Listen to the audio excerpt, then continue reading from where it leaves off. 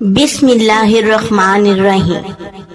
सैयदना अनस बिन मालिक से रिवायत है कि रसूल अल्लाह सल्लल्लाहु अलैहि वसल्लम ने फरमाया, उस शख्स के लिए एक दफा खुशखबरी है जो मुझ पर ईमान लाया और मेरा दीदार किया, लेकिन जो आदमी बिन देखे मुझ पे ईमान लाया उसके लिए 7 दफा खुशखबरी है। सुभान अल्लाह।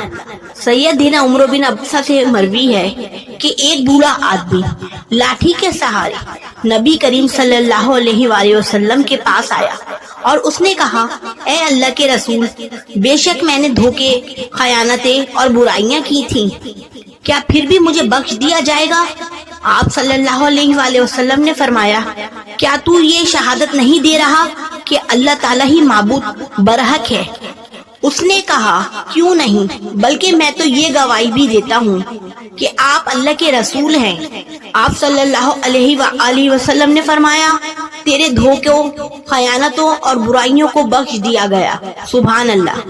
सैयदना अबू ज़र रज़ी अल्लाह अन्हा कहते हैं कि रसूल अल्लाह सल्लल्लाहु अलैहि वसल्लम ने फरमाया, मैं एक आयत जानता हूँ, अगर लोग इस पर अमल कर लें तो उनके लिए काफी हो। जो अल्लाह से डर गया, अल्लाह ताला उसकी रिहाई का जरिया बना देगा। सुभान अल्लाह। आप सल्लल्लाहु अलैहि वसल्लम ने फरमाया, वॉशरूम में मत थूको, अंधेरे में मत खाओ, हाथ के कड़ाके ना निकाला करो, जूते पहनते वक्त इसे झाड़ लिया करो, नमाज के दौरान आसमान की तरफ ना देखा करो।